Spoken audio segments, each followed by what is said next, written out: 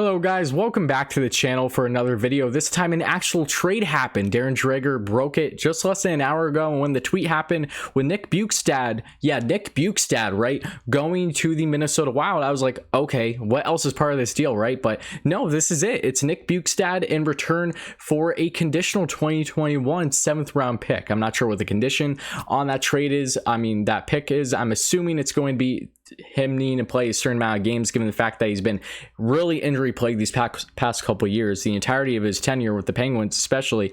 Or is it going to be, say, him re-signing with them after the season? Because of course Bjugstad is in the last year of his contract at a cap hit of 4.1 mil, and of course this was a salary dump kind of thing for the Penguins, just trying to free up, but they did retain 50% of that salary, which makes this even more odd. You would think it would make more sense just dumping that contract and, only getting a conditional pick. While it looks good for the Wild, but still they retained 50% of the salary for this final year. I don't know why they even bother doing that. Like, did they really need to do that? I'm not sure, but that's what we'll be discussing today. My thoughts on this trade, a trade that isn't a blockbuster by any means, but definitely an interesting one that caught the hockey community off guard, including myself. And Nick Bjustad was a guy that I was a really big fan of a couple years ago for the Florida Panthers before he got dealt. Really looking good, but that's what I'm going to discuss with you today. My thoughts on this trade, how I feel about it overall, what Nick Bjustad could bring to the Minnesota Wild, who I think won this trade, even though it's kind of evident at this point, and what is next for these two teams going forward. What directions are they going in? Is this only the beginning of many more moves, even possibly with the Wild and the Penguins themselves this offseason? We'll get to that in a second. But if you're new to the channel, make sure you hit that like and subscribe button if you end up enjoying this kind of hockey content. Without further ado, let's get right into Nick Bjustad.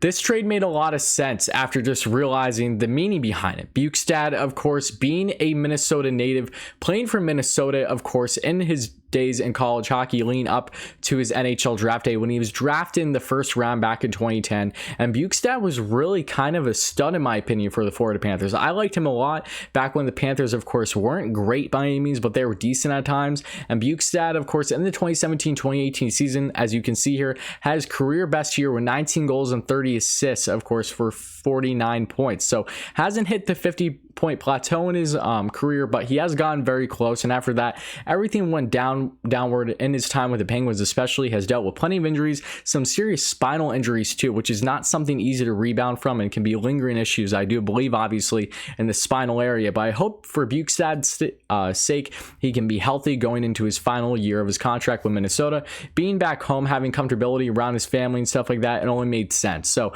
the fact that the Wild only coughed up a 2021 conditional pick, and it's a 7th round pick, like I said, I'm not sure the condition on that. So if you do know, let me know in the comments below.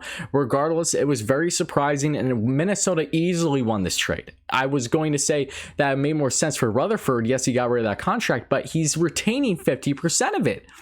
So was it that drastic that they need to free up that couple mil? I guess it is, because the Pens definitely don't have a lot of cap space. So I expect them to do more moves this offseason. This is only the beginning for them. And I mentioned that because I just did a video on Matt Murray literally a couple hours ago on kind of where he would go. And I mentioned the Minnesota Wild as one of those teams possibly. So make sure you check that out after this video if you haven't. But Nick Bjustad, as you can see, in 439 career NHL games, has 97 goals, 110 assists for 207 total points. He's a very solid center / right winger when healthy in the lineup, but it's a matter of being healthy for Bjugstad. He's only 28 years old, so there is still some promise with him, and this is definitely a very low risk, very high reward situation for the Wild, because when you look at their current team, they're not going to be hurting from bringing in a guy like Bjugstad right away in this offense. As we know, their longtime captain, of course, Mikko Koivu, is now a UFA. I don't think he's going to be with the team going forward, obviously. And Alex Galchenyuk, who they originally acquired in the trade, was he part of the Jason Zucker trade? I think he was, right? Because they made that trade back at the deadline.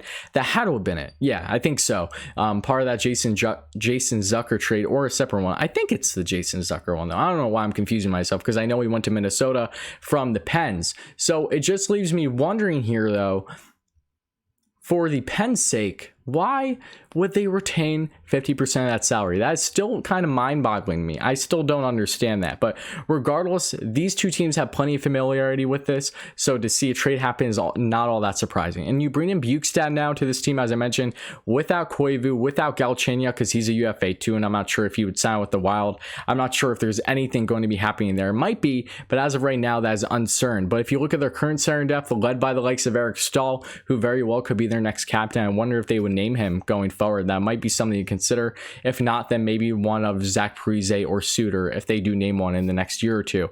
Regardless, though, you have, of course, Eric Stahl, and then you have guys like Ryan Donato, Eric Sinek, and Victor Rask. You're not expecting too much offense from Victor Rask, obviously, but bringing Bjugstad in your top 6 or top 9, I think would be very solid. It's all the matter of being healthy for him at the end of the day. So if he can do that, then this is such a win situation for the Minnesota Wild. I don't know what direction they're going in. I don't even think Wild fans know what direction their team is going in, but nonetheless, this was a very low risk, high reward trade, a very surprising one. As I mentioned, I normally wouldn't do necessarily a video on these kind of smaller type trades, but given the fact that I was available, was able to make this video now, and I wanted to discuss it because Nick Bjustad is a name I haven't heard in quite a while, and I think the rest of the hockey community right now can agree. But Bjustad, I hope the best for him. I hope that he rebounds his career in Minnesota, can stay healthy. He's a 6'6", 215 plus pound centerman with a strong right hand shot. He can get it done for you in your top 6, top 9, and could really add some depth at that center/wing position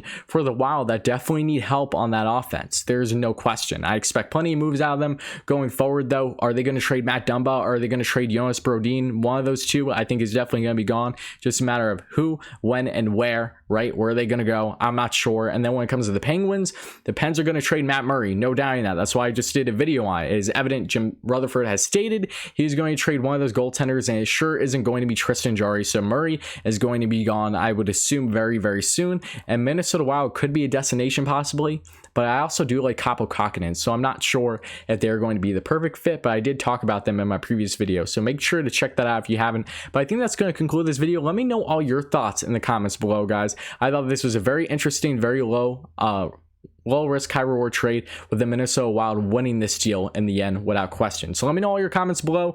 Regardless if you're a Wild or a Penguins fan or a hockey fan overall, I would love to hear it. What are some other trades that you could expect to happen throughout the remainder of this 2020 Stanley Cup playoffs going into the Stanley Cup? Because I think we will see at least another 1 or 2 trades before the Stanley Cup has concluded. Who knows though, right? And especially leading up to the draft, I expect a lot to happen still. This is only the beginning for this NHL offseason for sure. But let me know all your thoughts in the comments below, guys. Check out my previous videos regarding, say, trade proposals and stuff like that if you haven't, with Matt Murray and Johnny Gaudreau. Those are my latest ones. I think you'd enjoy them if you like this video.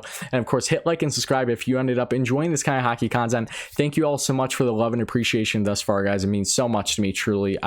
I'm so happy to be growing in this hockey community with you all. I'm just a hockey fan, nothing more, and I really appreciate the fact that you enjoy my thoughts. It means a lot. But make sure you help us get to 1K, because once we get there, I'm going to start doing live streaming especially, so make sure to be on the look for stuff like that. If we can get there by the draft, that'd be great. I would love to live stream the draft and give my reaction to each pick. If that's something you're interested in, make sure you hit that subscribe button if you haven't, and share this video with your friends on the channel. Help spread the news, and I'll be back very, very soon, guys.